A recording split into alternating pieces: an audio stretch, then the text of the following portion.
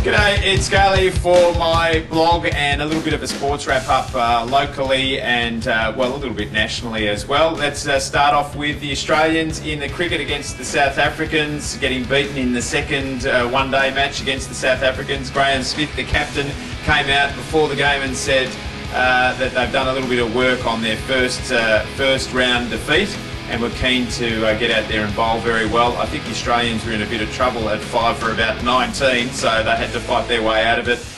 In the end, that was way too much for them to actually catch up. And the South Africans, I think, got the score in about 27 overs, so they did pretty well, did it pretty easily. So it's 1-1 in the series of 5.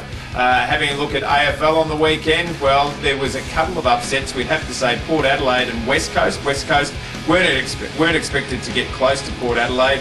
Everyone's talking up Port this year, but West Coast won by 50 points. Kerr was best on ground. I think he kicked about 4 goals and got plenty of the ball, so did well in the midfield as well, so they'd be very happy over in the West.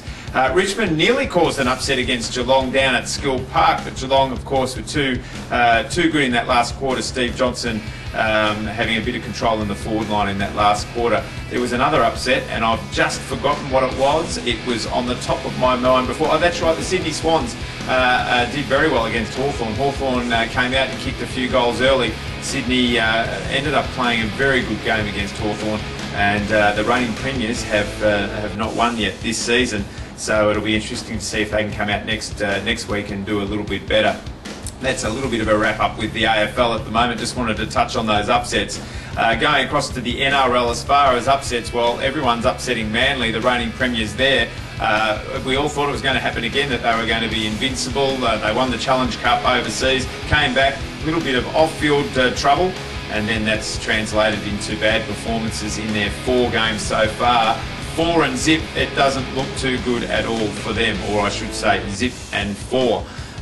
Who will have the Sea Eagles next week? Well, whoever does, they might have to play very well, because I think they'd be spewing down there at Manly. The Jetstar Gold Coast Titans, we've got to mention those guys. What a great effort. They've gone down to Melbourne. It's the graveyard. I think Melbourne have only lost 3 in the last 3 years down there. They've done ever so well down there, Melbourne, and made it very awkward and uncomfortable for sides to go down there and get a win. But the Jetstar Gold Coast Titans went down there without Scott Prince. It's been a terrible place for us to visit in the last 2 years. But we've gone down there and we've not only won, we've defended really well, and we've won by a fair margin. A fantastic effort in the halves. Matt Rogers has been very good the last 2 weeks. We've talked about Preston Campbell being brilliant, but not talked up Matt as much probably as Preston, but both of them have combined very well, and Matt Rogers' kicking game has been superb. I'm a bit worried about Preston Campbell with his calf at the moment. It looks like he might be out anywhere between 2 and 4 weeks, which is a shame, because the guy is in fantastic form. Even in the first round when he was playing fullback, he was in great form, and to fill in for Princey since he's had his hamstring, he's been fantastic at halfback, and we know why he's won a Dally M and won a premiership in that position. I think sometimes people do forget. And of course it was a team effort. Everyone's doing their job. Chalky's coming off the bench and he's doing well as the utility. The forwards are going really well and making room.